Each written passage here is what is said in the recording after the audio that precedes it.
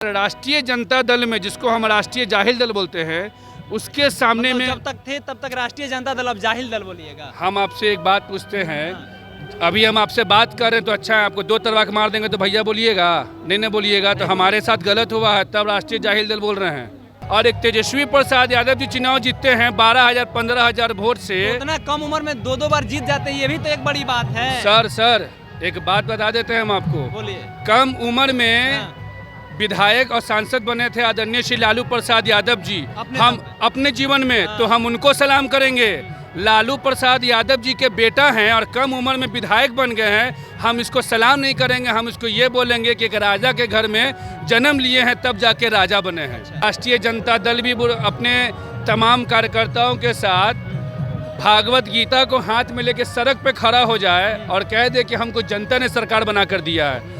अरे वो बिहार के माननीय मुख्यमंत्री नीतीश कुमार जी का रहमो करम है कि आज वो लोग सरकार में हैं, वरना उठा लीजिए इतिहास। एमएलसी का चुनाव हारे हैं, 2 उपचुनाव हारे हैं 2020 के बाद। और बिहार में जो नेता प्रतिपक्ष हैं उनके जीत का आंकड़ा देखिए। नेता कौन? स्वर्गीय रामविलास पासवान साहब जैसा, जो कि ऐसा चुनाव जीते कि गिनीज बुक ऑफ वर्ल्ड में नाम निकाले।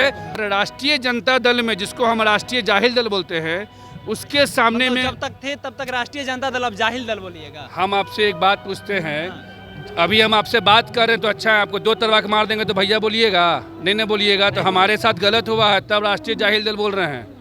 हमने विधानसभा का टिकट मांगने नहीं गए। अगर अभी आपको अगर गेट पे रे करके कोई बोल देगा तो आप हो सके बाहर गुस्सा होकर निकल कर जाइएगा, ठीक है।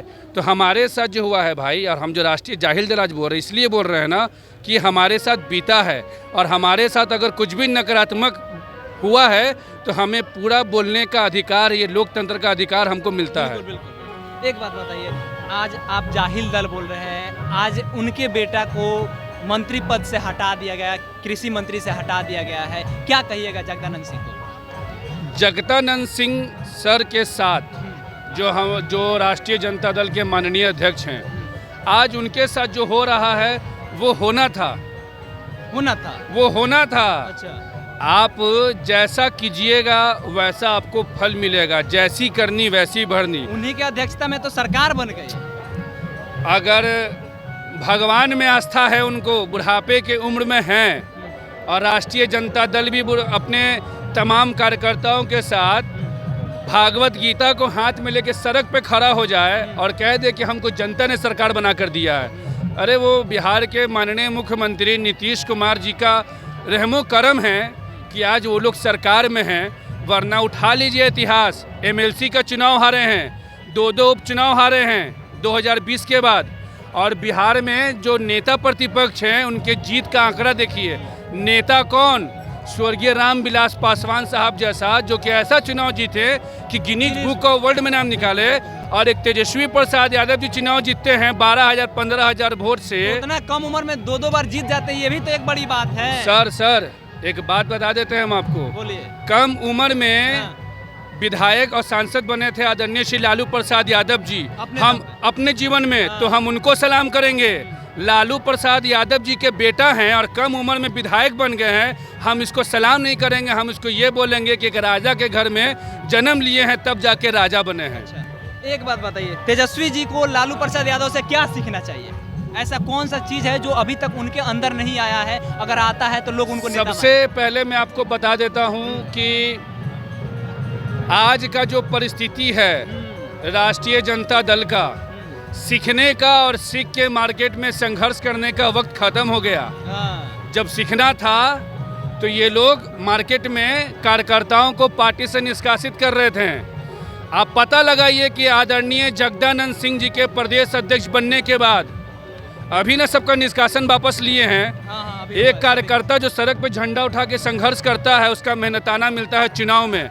आप उठाइए डेटा, मैं आपको चैलेंज के साथ कहता हूं, पता लगाइए कि राष्ट्रीय जनता दल का 2020 के चुनाव के वक्त में कितने यादव और मुसलमान का, दलित का और अति पिछड़ा को इन लोगों ने पार्टी से निष्कासित किया। उसका डेटा निकालिए। 5-5 साल के लिए निकाला गया था। 5-5 साल के लिए निकाला गया, उसका डेटा निकालिए।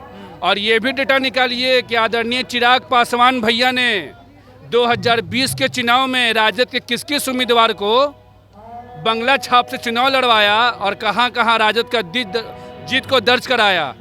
ये सारी बातें बहुत कॉन्फिडेंशियल बातें हैं। मैं भी हसनपुर के चुनाव में था और मैं भी जानता हूँ, इसीलिए ज़्यादा अगर बुलवाइएगा तो बात बहुत आगे बढ़ेगी। एक सिंपल वर्ड में आपको हम कह देते हैं, रामविलास पासवान साहब का पार्टी और पार्टी के कार्यकर्ता और पार्टी का कोर वोटर ने लगातार चिराग पासवान भैया को जवाब दिया है, चुनाव के भी माध्यम से और कार्यक्रम के भी माध्यम से और संघर्ष के भी माध्यम से। और आज ये पार्टी अगर किसी में विश्वास रखता है स्वर्गीय रामविलास पासवान जी के बाद, तो वो नाम है पशुपति कुमार पारस चाचा जी। ये इस बात को आप समझ लीजिएगा। चलिए, तो आकाश कुमार है और इनका कहना, आकाश यादव है और इनका कहना है कि जो भी नेता है रामविलास पासवान के जैसा कोई नेता नहीं बन सकता। हमने इनसे सवाल किया जगदानंद सिंह को लेकर के, हमने इनसे सवाल किया तेजस्वी यादव के बारे में, लालू यादव के बारे में।